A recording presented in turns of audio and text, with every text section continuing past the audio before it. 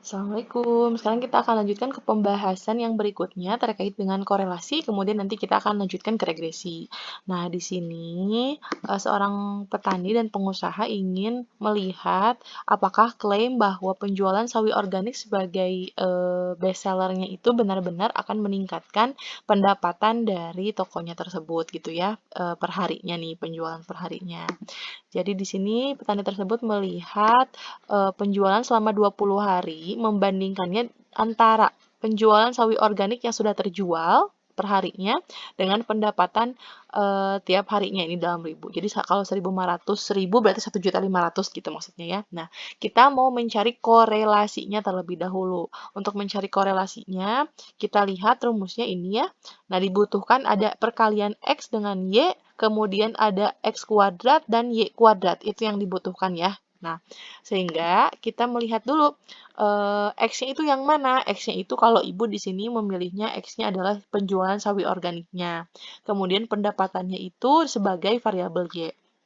Nah, kalau teman-teman mau dibalik juga nggak apa-apa ya, tapi nanti harus disesuaikan bahwa X kuadrat berarti yang mana yang dikuadratkan dan Y kuadrat mana yang di kuadratkan.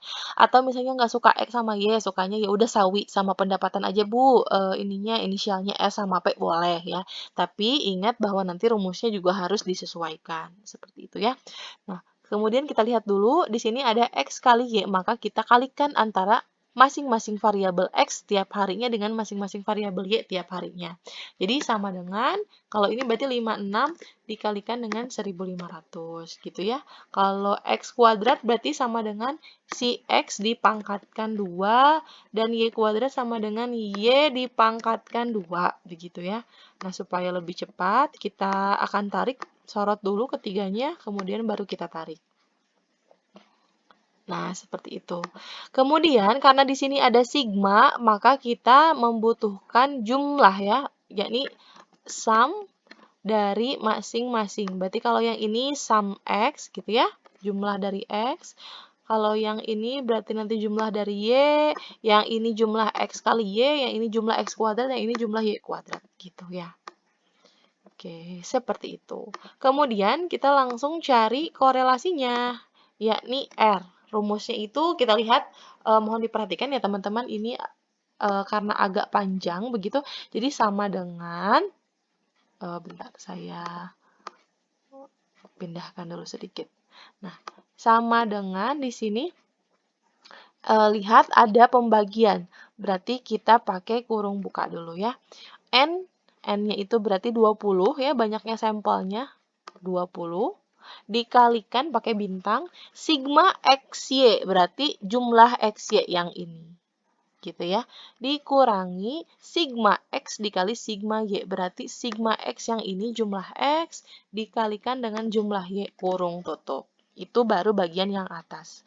Kemudian kita mau ke bagian yang bawah, dibagi gitu ya, kurung buka karena ini ada akar, akarnya berarti SQRT. Nah, akar yang pertama kita lihat, N dikali jumlah X kuadrat, berarti N dikali jumlah X kuadrat, berarti yang ini. Begitu ya, dikurangi, kan gitu ya, jumlah X dikuadratkan. Jumlah X-nya itu berarti yang ini, dipangkatkan 2, kurung tutup. Itu baru yang pertama untuk si yang di bawahnya. Sekarang dikalikan akar yang kedua, dikali berarti gitu ya. SQRT lagi, kurung buka. N dikali jumlah Y kuadrat, berarti N dikali jumlah Y kuadrat, berarti yang ini. Gitu ya. Dikurangi, seperti itu. Dikurangi jumlah Y dikuadratkan. Jumlah Y berarti yang ini dikuadratkan. Kurung tutup lagi, enter. Gitu ya. Ternyata hasilnya R-nya itu adalah 0,6836. Apa sih maksudnya 0,6836 itu? Artinya di sini kita lihat ada kriteria Guilford tahun 1956. Kita lihat dulu waktu di pertemuan sebelumnya itu, kita lihat R-nya itu apakah positif atau negatif. Kalau positif berarti dia penambahan jumlah X akan menambah jumlah Y. Tapi kalau dia negatif, maka penambahan jumlah X akan mengurangi jumlah Y gitu ya. Jadi hubungannya itu apakah berbanding lurus atau berbanding terbalik antara variabel X dengan variabel Y-nya. Kalau positif, berarti berbanding lurus, artinya kalau X-nya naik, Y-nya juga naik.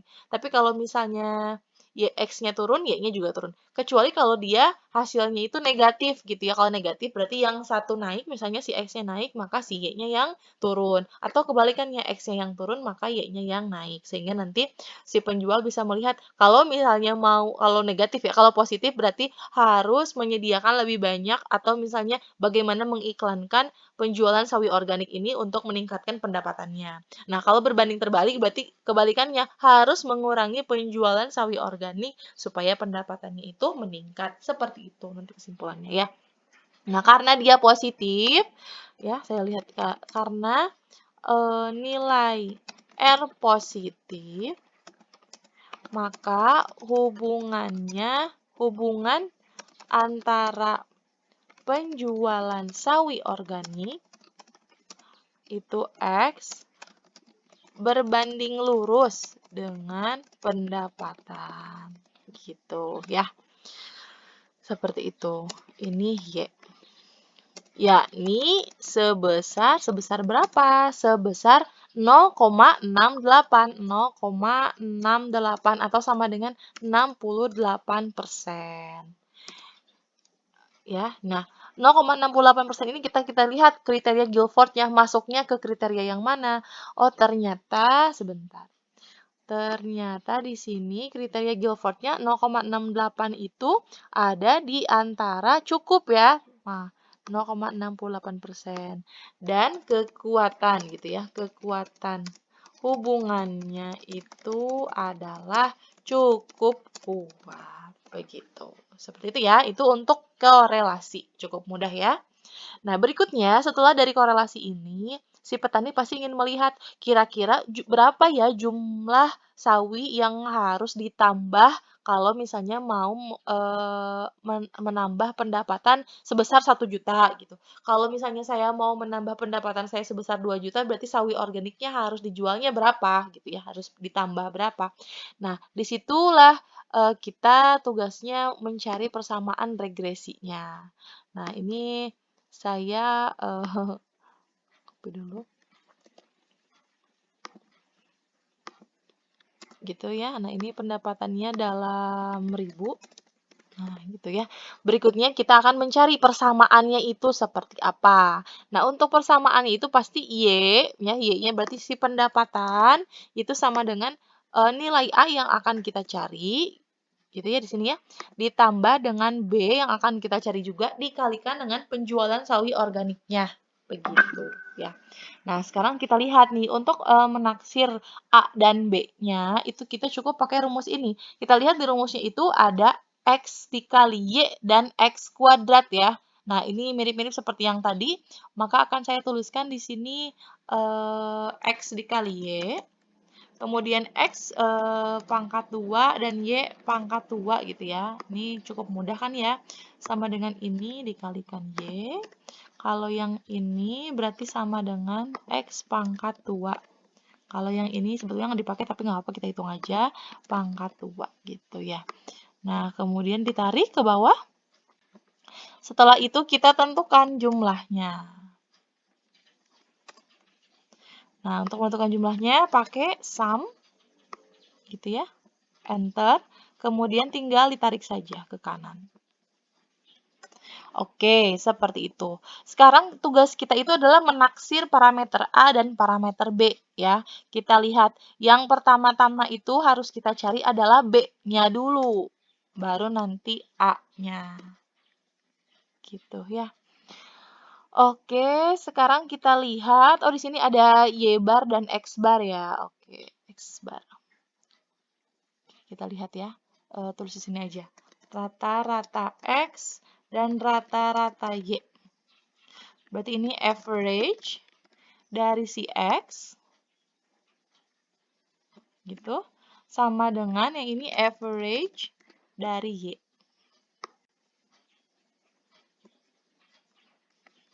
Oke, gitu ya. Nah, ini adalah X bar dan Y barnya.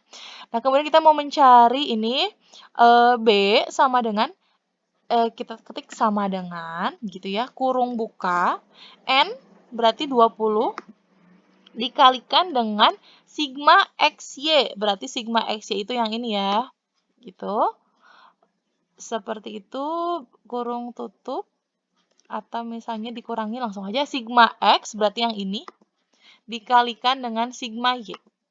Gitu ya, kurung tutup dibagi kurung buka lagi sekarang N 20 dikalikan sigma X kuadrat berarti yang ini ya dikurangi sigma XI dikuadratkan berarti yang ini dipangkatkan 2 kurung tutup enter gitu ya. Kemudian kita mencari A-nya dengan cara di sini Y bar atau rata-rata Y berarti sama dengan rata-rata Y dikurangi B gitu ya. B-nya adalah ini dikalikan dengan rata-rata X. Enter gitu ya. Sehingga kita punya persamaannya itu Y sama dengan A ditambah BX. Atau Y sama dengan A-nya kita sudah tahu berapa? Min 1958,08 gitu ya. Ditambahkan dengan B-nya adalah 66,00522 kalikan X. Ini adalah persamaannya. Maksudnya apa sih? Nah, ini tuh maksudnya kenapa negatif? Artinya kalau X-nya tidak ada, kalau X-nya 0 gitu ya. Ini saya perbesar. Nih, kalau X-nya 0, berarti kan 66, ini dikalikan 0 gitu ya. Berarti penjualan sawinya tidak ada. Ternyata tokonya akan mengalami kerugian sebesar sekitar 1.958.000 gitu ya. Jadi cukup ini ya, cukup rugi juga kalau misalnya nggak jualan sawi ini di toko ini seperti itu. Nah, kemudian 66,00522 ini maksudnya apa? Jadi kalau misalnya setiap sawi yang terjual itu ya, setiap sawi yang terjual itu akan menambah keuntungan kurang lebih sekitar 66.000 seperti itu ya. Oke teman-teman ya, mudah-mudahan bermanfaat. Kita lanjut ke penugasan. Assalamualaikum.